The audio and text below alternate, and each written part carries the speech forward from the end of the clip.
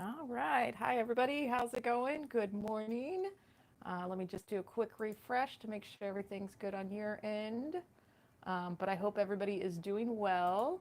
It is another rainy morning in San Diego, which rainy mornings are definitely just make it perfect to paint.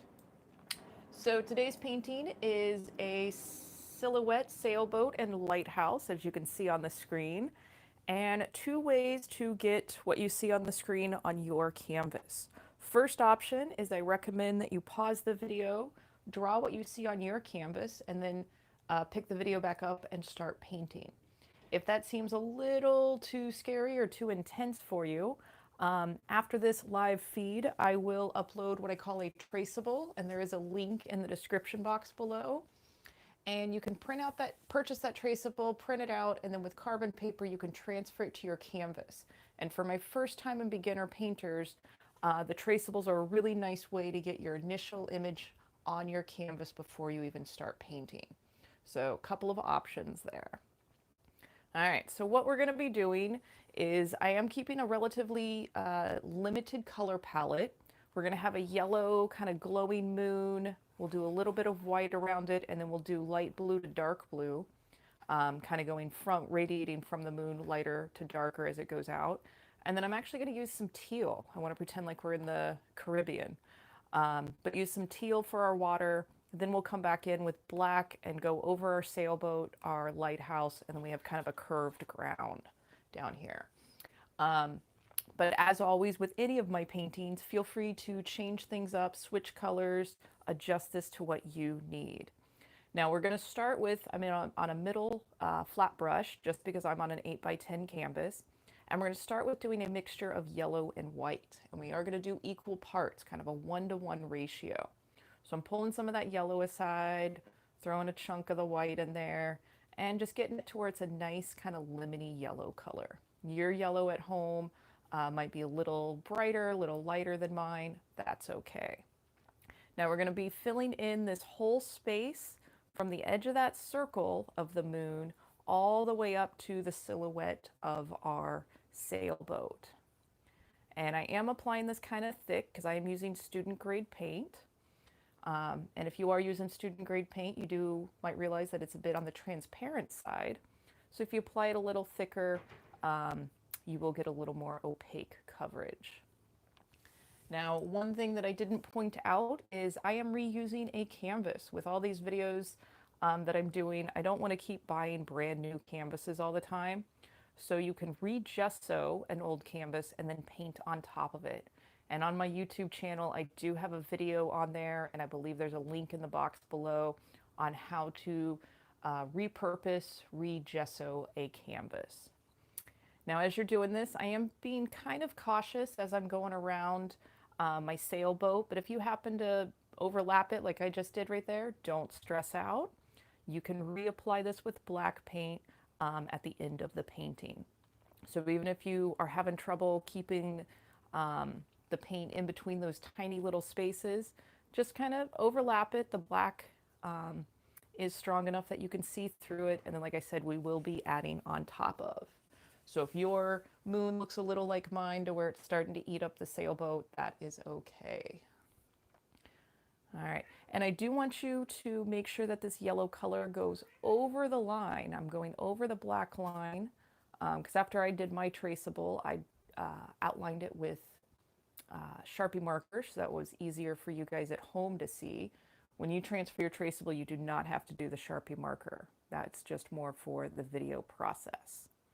But I do want you to make sure that you go right on that outside line and cover it up because I don't actually want a border between the moon and the sky.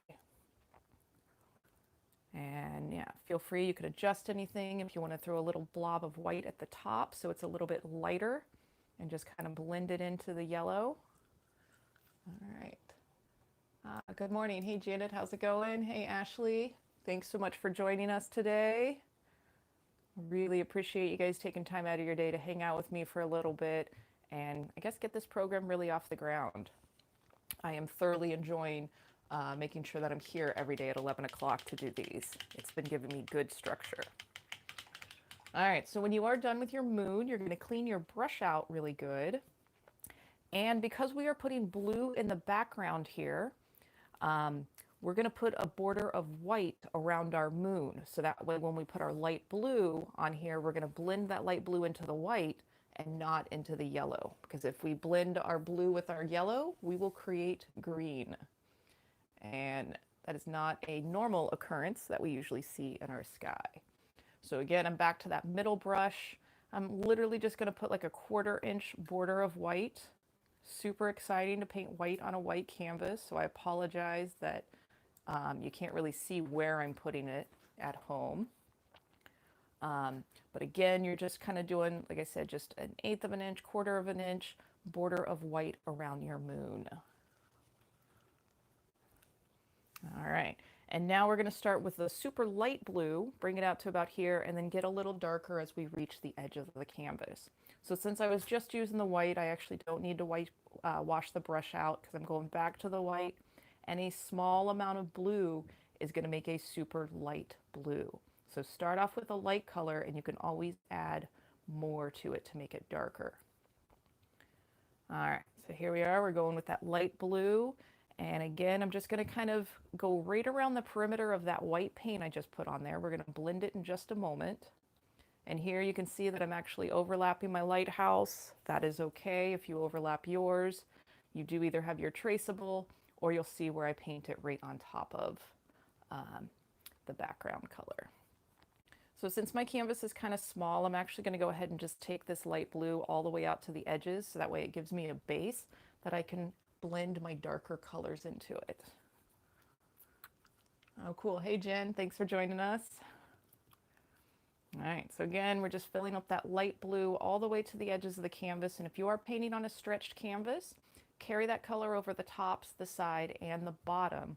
So that way you have a nice display when you hang it on your wall, having that color wrap around the edge. Okay, so now we have kind of our light blue. We have this really harsh border of white, and then our sun. So I'm going to wipe the brush off, and where the blue and the white are coming together, there we go.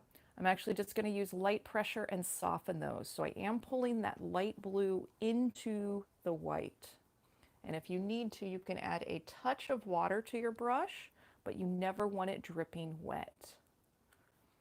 And we are bringing that light blue as close to the yellow as you can. Again, remember to breathe and just be patient. This is not a marathon. You do not have to paint as quickly as I am painting. I'm just doing that because I'm trying to keep these at a 30-minute little video section. Yeah. And again, if you overlap where those darker outlines are going to be, or black silhouettes, totally okay. All right, so now we're going to go in with a little bit darker blue right on top of our light blue. All right, so that light blue mixture, I'm actually just slapping some more blue on it. So that way we're going about 2 or 3 shades darker. And this is called a wet on wet blending method. So literally I'm just kind of slapping that on there.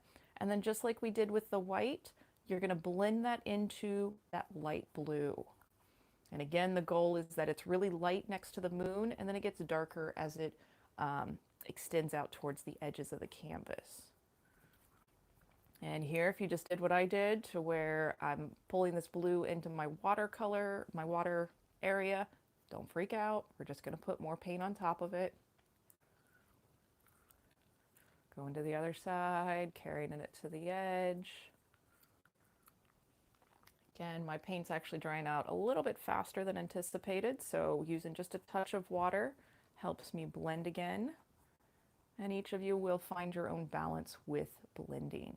If you need to go back and make that light blue, you can do that like I just did here, and slap that on there and then move back and forth. So blending, wet on wet blending doesn't have to just be with the darker color.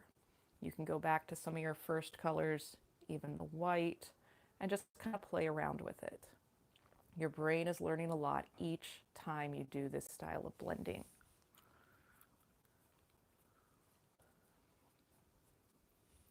All right, and I'm going to go one more darker shade at the edges of the canvas. So now I'm actually grabbing just that straight blue, put it on the corners here. And then I'm going to wipe some of that excess off, and then again, just blend it into that. Again, you're just using that light pressure. If you feel like finger painting, sometimes that's very therapeutic to just smush your fingers into it and feel it. There's something nice and tactile about that. And again, if you move over into your water area, don't freak out. If you are inclined after you've done the blue on the edges and you want to go back in and kind of reshape the lighter area, wash your brush first, because you don't want to use this dark blue and go in and touch the lighter areas, because that's going to contaminate your colors. All right, so cleaning that out, I'm actually going to add just a little bit more right here. And if you feel like doing this with purple or different colors for your background, go right ahead and do that. Please send me pictures of what you guys paint. You can email them to me, paintwithlovejoy@gmail.com, or tag me in social media. All right, so I'm actually going to throw a little more white on the plate as we move into the water. Thanks. Glad you like the night sky on there, Jean. Appreciate it. All right, so like I said, I wanted to pretend like I'm in the Caribbean, and I always loved their tealish water. So I'm going to pull some of this white aside, and again, we're going to do the same thing. We're going to start really light up top and get darker as we go towards the canvas, towards the bottom of the canvas. And then I have almost like a just a black curve of where the land would be hanging out at the bottom. So a little bit of teal, just like the blue, goes a long way. And if you do not want teal, you can do the same concept with the blue you were using in the sky. Completely your call. All right, and again, just like we did the sky, I'm going to throw all this really light teal on the whole area. Then we're going to put some darker shades on top of it. And if you've got to mix your color 2, 3, 4 times, don't stress about getting the exact same shade. You're learning a lot each time you mix it, and your brain is taking in that information. So it's actually to your benefit to have to mix your color 2, 3, and 4 times, excuse me, just because your brain takes in that information more and more, and it's easier to mix after you've done it a couple of times. All right, so getting that light teal in there. And if you're doing this and you've got one area that's maybe a little lighter than the other, again, nothing worth stressing over. So like right here, I actually got the bottom lighter than I wanted to. So we're just going to go right on top of that. If you've got any anxiety, stresses, or frustrations, throw it into your painting. And now I'm actually going to take that direct white, the pure white, and go back up to that horizon line, throw it on there, and blend it going down towards the bottom. Again, our light source is the moon, so it would be the lightest closest to the moon. And again, just play with it. It's nice just to move this back and forth.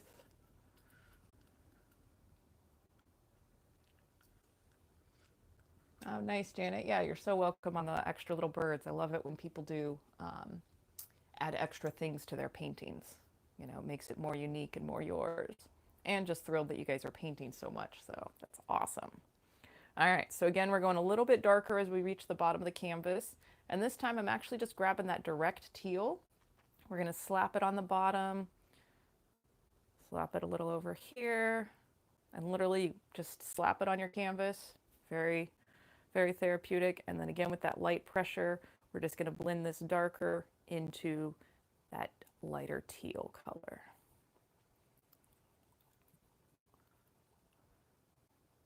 All right. And if you feel, and I think I'm going to do it on mine, I'm going to throw just a few little hints of blue in there, so give it the idea that it is reflecting the sky above.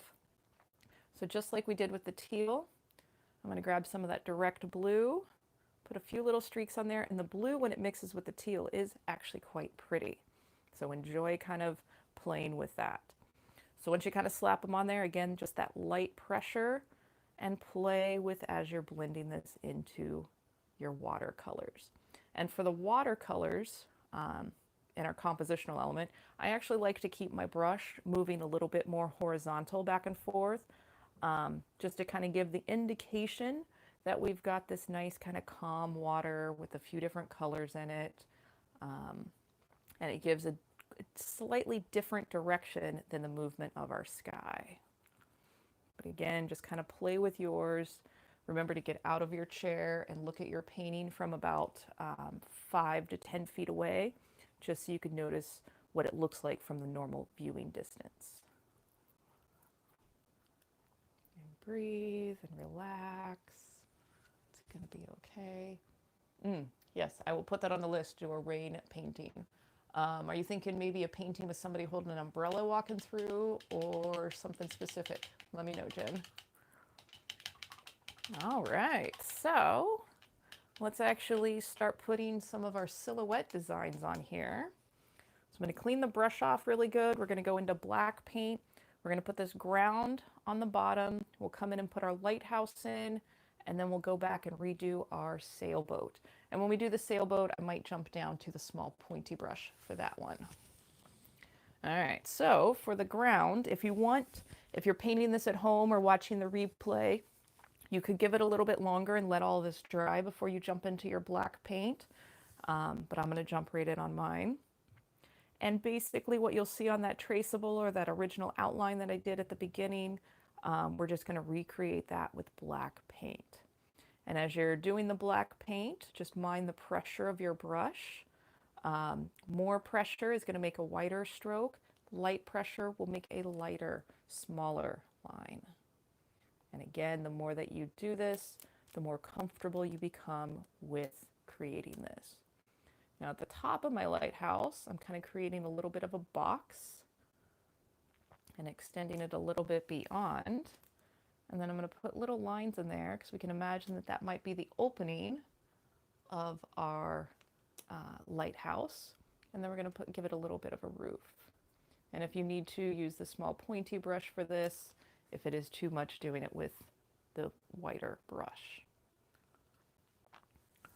All right, and compared to the traceable, I added a little mountainscape so that way you have to walk through the mountain to get to the lighthouse.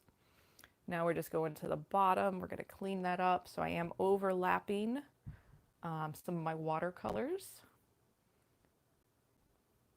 And I do like having a super dark color at the bottom of the canvas. It kind of holds weight when you look at the final image, having something so dark with something a little bit lighter towards the top of the canvas. And the more that you create and paint, or the more that you observe artwork, you're going to start recognizing the things that you are drawn to, the things that you like, compared to the things that don't really turn your head too much. And that's part of experiencing art as well, figuring out what types of art you like or don't like. All right. Okay, so thanks, Jen. I'll make sure there's an umbrella in the rainy day picture. All right, and Jean, thanks. Glad you like it. One of the tricks that I tell all my students, especially in the Paint Your Pet class, is when you're looking at your painting, again, I recommend that you step 5 to 10 feet away and look at it from that distance, but I also encourage progress photos. And when you look at your progress photo on the phone, it's the same thing as looking at your painting from 20 feet away without getting out of your chair. So as you get in the groove of painting more, keep taking those progress pictures and then study them on your phone before you go back to painting. And then, like I said, that way you're getting that from a distance vantage point without getting out of your chair. And I think since I am shooting on the phone, or you guys are actually looking at it on a computer screen, you are in a way seeing it from that distance. And that just makes it look better. So that is to my benefit. But half of art is learning to just kind of get out of your own way, see it from a new perspective. You got to kind of trick your brain, because our brain does fill in a lot of extra details, to be able to complete and get out of your head what you have in mind. All right, so just going back in and re-outlining our sailboat, and you can either reference the image at the beginning of this video or wait till I'm done redoing the sail lines. Or if you purchase the traceable, reference your traceable for the shape. And then again, if you've got a specific sailboat in mind, feel free to switch this out and make it look like that specific sailboat. I do actually like going down to the marina and the variety and extensive boats that are down there. Just amazing. I actually kind of miss paddleboarding. We haven't been able to do that in quite a while. All right, again, as you're using that small pointy brush, it is not to your benefit to hold your breath. And if you're finding that you're shaky as you are applying paint to the canvas, if you exhale as you touch the brush to the canvas, the easier it's going to be. Or maybe not easier, the less you're going to shake, and it will become easier. All right. My little pirate ship. Yeah, if you want to make it a pirate ship, you can put a skull and crossbones. You can put your own little insignia or emblem on the sail of your sailboat. All right. So now we've got a few other small details to add. We need to put some stars in the sky. So you're going to clean your brush out really good. And then we are going to have a light source coming from our lighthouse. So I'm actually going to start with the light source first. And I want mine pretty bright. So I'm going to use just the straight yellow. And in between those little lines, I'm going to put just two little dots. You know, that's going to be the center of the lighthouse. And then it usually has a beam coming out. So if you start by making a sideways V, that's kind of your beam for your light coming out of your lighthouse as it's swirling around. Then we're going to go from the center of that V, and we're just going to kind of fill in. Again, imagining that these are the light beams from that lighthouse just shooting out. Again, my background is wet, so it is starting to turn slightly green. I'm not quite sure if you guys can see that at home. So I'm just applying my paint a little bit thicker. All right. And for stars, and I'm going to throw a shooting star in here. Whoops, I got a long extra hair on my bristle. There we go. All right, so still that pointy brush. And for the stars, we're actually just going to do dots. So if you just kind of hold your brush perpendicular to the canvas, make little random dots. If you want to go full on old school and do a physical shape of a star, go right ahead.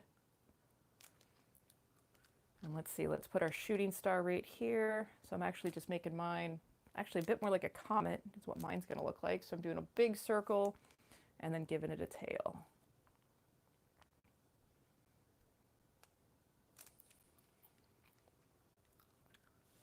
And a few other dots. I like it when there's all kinds of stars in the sky. I do miss that about living in the city. I don't see the stars nearly as much as when I lived in Arizona or New Mexico.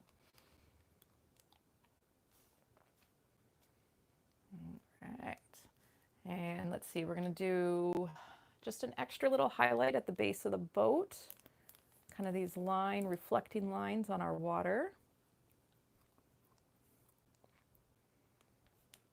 And since I re-gessoed my canvas, it is drying super quick, which for these videos actually is helpful. All right. Oh, well, let's see, they do need like a staircase to get up to the top of that lighthouse, so they're going to need some little windows to allow light in. So just putting a few little dots inside my lighthouse. Give the illusion that we've got some doors and windows hanging out there and somebody actually living there. Awesome. Yeah, glad you guys are liking it. Cool. No worries that you guys are late. Thanks, Kat. And I'm just going to call you Gotcha, Playboy Gotcha. If I pronounced that wrong again, sorry. I'll probably still put my foot in my mouth. But no, whenever you guys can join, just super, super glad you guys can be here. All right. So I think that covers it for today's painting. And yeah, I kept it at about still under 30 minutes, so nice. Again, please send me pictures of what you guys paint at home. Leave comments about what you want me to paint in the future. And I'll get those on the calendar. But this has been really successful, so I plan on still being here every day at 11 o'clock to go through a painting with you. I am working on some virtual Zoom classes to where we can have like a little painting party and we all paint the same thing. So I'll have more information for that. Hopefully next week. And then as well as my Paint Your Pet classes, I'll have more information for that. Yes, I do have a mermaid on the list for next week. So, and okay, that's another comment for the light show in Balboa Park. I also have a Silhouette Balboa Park sunset on the list for next week as well. So I am settling into my home studio now, and I can get a little bit more organized to let you guys know what we'll be painting in the future. So, all right, thanks again. Hope you guys have a great day, and I will see you tomorrow. Appreciate it. Cheers.